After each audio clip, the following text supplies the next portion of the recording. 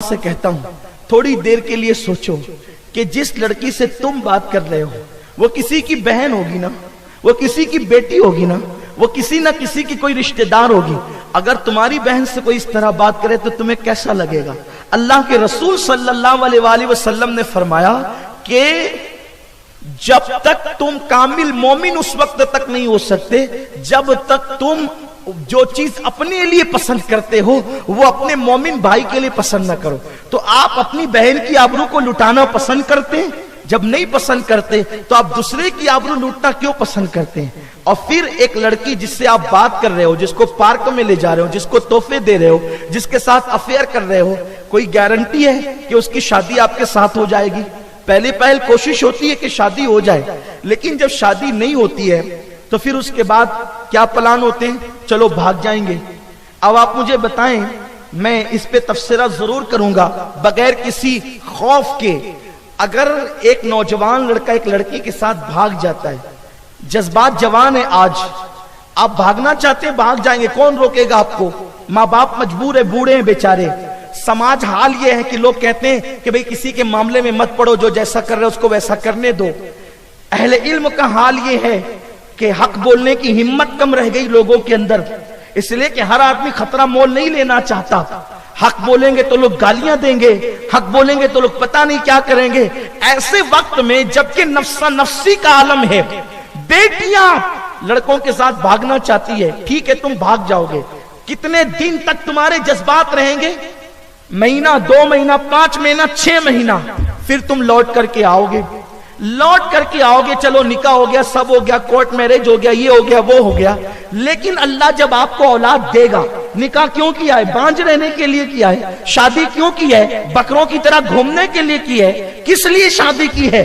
باپ بنو گے نا، وہ ماں بنے گی نا۔ آپ مجھے بتائیں، آپ نے جذبات میں ایک غلط فیصلہ کیا ہے، ایک لڑکی کو بھگانے کا اور اس کے ساتھ بھاگنے کا، لیکن جب یہی لڑکی ماں بن جائے گی اور آج سے 20 سال کے بعد اگر آپ کا بیٹا یا بیٹی جوان ہوں گے اور جب اس کو رشتہ آئے گا، سب سے پہلا مسئلہ یہ ہوگا کہ کسی شریف گھرانے سے اس کو رشتہ نہیں آئے گا، ایسے ایرے گہرے نٹو خیروں کے یہاں سے رشتہ آئے گا۔ اور آپ جب اس کے ساتھ رشتہ کرنا چاہیں گے تو لوگ کہیں گے اس کی ماں نے تو بھاگ کر شادی کی تھی، اس کے باپ نے تو بھگا کر کے نکاح کیا تھا۔ کوئی شریف آپ کی بیٹی کو، آپ کے بیٹے کو گلے لگانے تیار نہ ہوگا، چاہے آپ کی بیٹی کتنی متقی ہو، آپ کا بیٹا کتنا ہی پرہیزگار ہو، لوگ کہیں گے اس کی ماں باپ بھگوڑے تھے، کوئی نکاح نہیں کرے گا، کوئی شادی نہیں کرے گا۔ اور اس کے بعد پھر بطور مجبوری کیا کرنا پڑے گا؟ آپ کو ایرے غیروں کے ساتھ اپنے بیٹا اور بیٹی کو جو ہے وہ نکاح کر دینا پڑے گا۔ اور آپ کے ایک غلط فیصلے کی وجہ سے آپ زندگی بھر بھگتتے رہے، لوگوں کا تانا سہتے رہے۔ اس کے بعد پھر آپ کی بیٹی برداشت کر رہی ہے اس تانے کو، آپ کا بیٹا برداشت کر رہا ہے اس تانے کو۔ شریف لوگ گلے لگانے کے لیے تیار نہیں، معاشرے میں کوئی اپنا بنانے کے لیے تیار نہیں۔ یاد رکھیں، اگر آپ یہ سمجھتے ہیں کہ آپ ایک غلط فیصلہ 12، 15، 25، 20 سال کی عمر میں جس عمر میں آپ کرنا چاہیں اس عمر میں آپ نے غلط فیصلہ کیا، اسی غلط فیصلے کو بزرگوں نے نام دیا ہے لمحوں کے گناہوں نے صدیوں کی سزا پائی۔ آپ یہ چاہتے ہیں کہ آپ اپنے غلط فیصلہ کر کے اپنی نفسانی خواہشات کی بنیاد پر آپ اپنی نسلوں کو تباہ کر دیں، آپ اپنی نسلوں کو برباد کر دیں۔ یاد رکھیں، ماں باپ کی پسند کی شادی ہو اور شادی ارینج کی جائے، لو میرج اسلام قبول نہیں کرتا، ارینج میرج اسلام قبول کرتا ہے۔ اور ارینج میرج جو ہوتا ہے اس کی برکتیں بہت ہے، اس لیے کہ جب ڈھونڈ کر کے ماں باپ ڈھونڈتے ہیں، بہن جاتی ہے، بھائی جاتے ہیں، بھابیاں جاتی ہے، ان سارے معاشرے کا، پورے علاقے کا، پورے خاندان کا تجربہ ایک ساتھ جمع ہوتا ہے جب کسی کا سلیکشن ہوتا ہے۔ کہاں تمہاری 18 سال کا تجربہ اور بلکہ تمہاری 18 سال کی عمر، اور کہاں تمہارے ماں باپ کا 18 سال کا تجربہ۔ آپ مجھے بتائے جو تجربہ زیادہ ہے وہ زیادہ صحیح فیصلہ کرے گا یا آپ زیادہ صحیح فیصلہ کرو گے؟ اور ایک بات یہ ہے یار، جو تمہارے ساتھ بھاگ کر جا رہی ہے اگر شریف ہوتی تو بھاگ کر کیوں جاتی؟ ایک غیر شریف لڑکی کو آپ بھگا کر لے کر کے جا رہے ہیں، ایک وقت تو ضرور ایسا آئے گا۔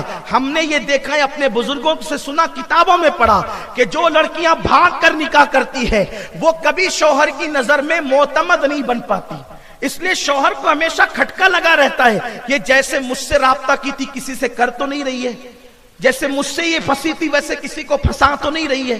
یہ سارے معاملات اور خطرات ہوتے ہیں۔ اللہ اکبر، وہ کبھی شوہر کی نظر میں اعتماد نہیں پاتی اور کبھی کبھی طلاق کی نوبت آ جاتی ہے۔ اس لیے میں قوم کی بیٹیوں سے بھی اپیل کرتا ہوں اور قوم کے نوجوانوں سے بھی اپیل کرتا ہوں، خدا کے لیے بھاگنے کا تصور چھوڑ دو، محبت کی شادیاں چھوڑ دو، لو میرج چھوڑ دو، یہ تمہارے لیے نقصان دہ ہے۔ اپنے نبی کی سنت پہ عمل کرو۔ میں پورا واقعہ تو نہیں بتا سکتا مختصر وقت میں، ایک جملے میں بات کہنا چاہتا ہوں۔ جب خدیجہ کی سہیلی جناب نفیسہ نے میرے رسول سے کہا تھا کہ اے محمد کیا تم خدیجہ سے شادی کرو گے، تو میرے آقا جو مختار کل ہے، جس کی شان ہے اللہ اکبر، نگاہیں اٹھتی ہے تو قبلہ بدل جاتا ہے، سراقہ کے لیے سونا حلال ہو جاتا ہے، عبد الرحمن کے لیے ریشم حلال ہو جاتا ہے۔ وہ رسول خدا نے جس کو جنت کے اختیار دے رکھے ہیں، اپنے خزانوں کی کنجیاں دے رکھی ہے، جب نفیسہ نکاح کے معاملے میں میرے رسول سے کہتی ہے کیا تم خدیجہ سے شادی کرو گے، تو آقا کریم کا تاریخی جملہ تھا، شریفوں کے رشتے راستوں میں طے نہیں ہوتے، جا کر کے میرے بڑوں سے بات کرو، وہ جو کہیں گے وہی میری مرضی ہوگی۔ جو رسول سب سے بڑے ہیں وہ قانون دے رہے ہیں، اس سے مراد میرے چچاؤں سے بات کرو، میرے گھر والوں سے بات کرو۔ اور پھر نفیسہ حضرت جناب ابو طالب کے پاس گئی اور بات ہوئی، انہوں نے ہاں کہا تو سب نے ہاں کر دیا۔ اس سے پتا چلا حضور نے قانون دیا، حضور کو اختیار نہیں تھا معاذ اللہ۔ جو رسول مختار کل ہوں، اور ابو طالب سے زیادہ تجربات میرے نبی کے تھے، کیوں؟ ابو طالب کے تجربات 70 سال کے تھے اور میرے نبی کے تجربات کروڑوں سال کے تھے، کیوں؟ حضور نے فرمایا جابر سب سے پہلے اللہ نے تیرے نبی کے نور کو پیدا کیا ہے، آدم سے پہلے جو پیدا ہوا ہو اور آدم سے زیادہ جس کے تجربات ہو، خدا کی قسم تجربات تو اپنی جگہ ہے، وہ جدھر اشارہ کر دے وہاں خزاں جو ہے وہ بہاروں میں تبدیل ہو جائے۔ انہیں کیا ضرورت ہے، انہیں کیا غرض خزاں سے اور بہار سے، وہ نگاہ کر دیتے ہیں۔ تو فیض جلیل خلیل سے پوچھو، آگ میں باغ لگاتے یہ ہیں، جب وہ آگ میں باغ لگا سکتے ہیں تو کیا وہ زندگی کی خزاں میں بہاریں نہیں عطا کر سکتے انہیں؟ لیکن وہ قانون دینا چاہتے تھے، فرمایا شریفوں کے رشتے راستوں میں طے نہیں ہوتے۔ اس سے پتا چلا پارکوں میں جو رشتے طے ہوتے ہیں وہ شریفوں کے نہیں ہیں، رستوں میں جو رشتے طے ہوتے ہیں وہ شریفوں کے نہیں ہیں، جو لوگ کورٹ میں نکاح کرتے ہیں وہ شریفوں کے نہیں۔ کوئی کرے، سماج مجبور ہے، لیکن شریعت شرافت کا معیار یہ عطا کرتی ہے، ارینج کیجئے۔ اور بات یہ جو عشق عشق عشق کہا جاتا ہے نا، یہ عشق نہیں، یہ نفسانیت ہے۔ میں بارہا یہ بات کہہ چکا ہوں، عشق اسے کہتے ہیں جو عزتوں کو تحفظ دیتا ہے، محبت اس کو کہتے ہیں جو ایک دوسرے کی آبرو کو محفوظ کرتا ہے، محبت اسے کہتے ہیں جو ایک دوسرے کو تقویٰ کا معیار عطا کرتا ہے، یہ نفسانیت ہے جسے آپ عشق کہتے ہیں۔ وہ بہت لمبی بات کی طرف نہیں جاتے ہوئے عرض کروں، جو لوگ عشق کرتے ہیں 99% لوگ ناکام ہوتے ہیں۔ لوگ فکرے کستے ہیں اور مولوی تو پیار کے دشمن ہے، خدا کی قسم مولوی جتنا پیار پہ پیار کرتا ہے وہ کتنا کون کی پیار کر سکتا؟ آپ دیکھیں الحمدللہ تعالی دنیا میں جتنی طلاق کی شرح ہے 1% بھی مولوی طلاق نہیں دیتا۔ عالم کی بات کرتا ہوں صحیح معنی میں، جس کے دل جو انما یخشى اللہ کی تصویر ہے اس کی بات کرتا ہوں۔ عالم دین کو آپ نے کبھی نہیں دیکھا ہوگا بیوی کو ستاتے ہوئے، بیوی کو اذیت پہنچاتے ہوئے، بیوی کو تکلیف پہنچاتے ہوئے، بہت کم ایسے ہوں گے۔ لیکن غلطی سے داڑھی ٹوپی دیکھ کر لوگوں نے ان کو مولوی کہنا شروع کر دیا۔ جو صحیح معنی میں عالم ہے، انما یخشى اللہ کی جو تصویر ہے یہی بات کر رہا ہوں، جس میں قرآن نے عالم کا ہے۔ پھر ان کا حال کیا ہے؟ وہ محبت دیتے ہیں، وہ پیار دیتے ہیں، عورتوں کو آنکھوں کی ٹھنڈک سمجھتے ہیں، لتسکنوا الیہا کا جلوہ سمجھتے ہیں، یہ بات ہے۔ آپ کہتے ہیں مولوی پیار کا دشمن ہے، مولوی پیار کا دشمن نہیں ہے. مولوی جو ہے وہ اس راستے کا دشمن ہے جس غلط راستے سے تو اسلام کو بدنام کر رہا ہے. آپ جانتے ہیں 99% لوگ ناکام ہوتے ہیں، 1% لوگ جو کامیاب ہوتے ہیں نا، ان سے پوچھو، وہ بالکل معاملہ یہی ہے کہ چھپے ہوئے گھاؤ ہیں، نہ کسی کو بتا سکتے ہیں اور نہ اس کا علاج کروا سکتے ہیں، نہ تذکرہ کر سکتے ہیں نہ بتا سکتے ہیں. چھپے ہوئے زخموں کا حال ایسے ہی ہوتا ہے.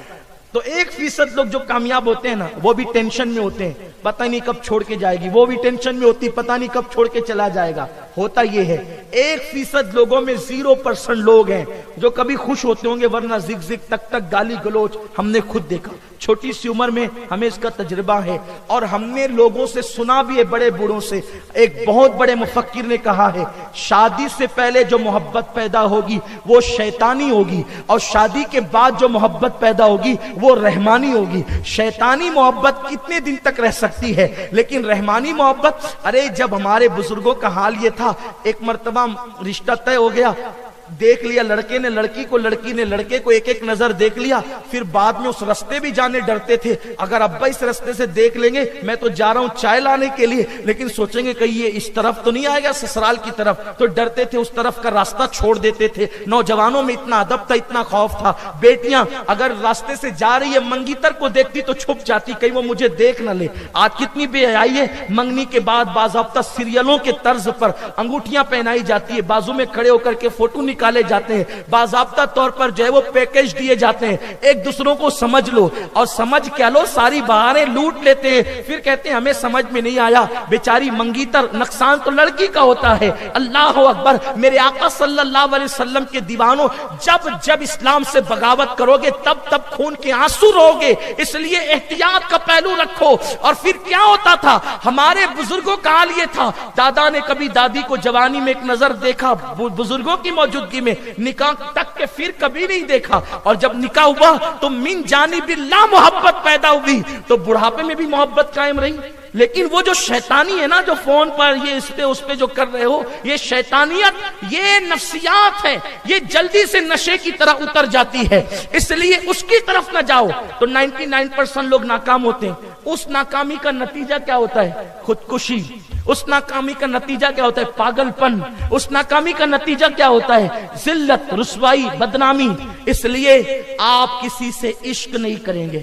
آج میری گزارش ہے، کوئی کسی سے پیار نہیں کرے گا. ہم پیار کے دشمن نہیں ہیں. اس کی وجہ یہ ہے، آپ کہیں گے اگر آپ بورنگ کے پانی سے منع کرنے آئے ہیں تو آپ کے پاس بسلیری کا پانی ہے. میں کہتا ہوں بسلیری نہیں ہے یار، زمزم بھی نہیں ہے، اس سے بہتر ہم پانی لائے ہیں. آلٹرنیٹ دینا ہے نا انسان کو. آپ کو کسی محبوب سے دل نہیں لگانا، تو آپ کہیں گے پھر قدرت نے دل تو دیا ہے نا، پھر ہم یہ دل کس سے لگائیں؟ میں کہتا ہوں اس سے لگا جس سے قبلہ دل لگاتا ہے، اس سے لگا جس کے لیے حتیم باہیں کھول جاتا ہے، اس سے لگا جس کے سجدے کو محراب کعبہ جھکتی ہے، اس سے لگا جسے خدا آسمانوں سے تکتا ہے.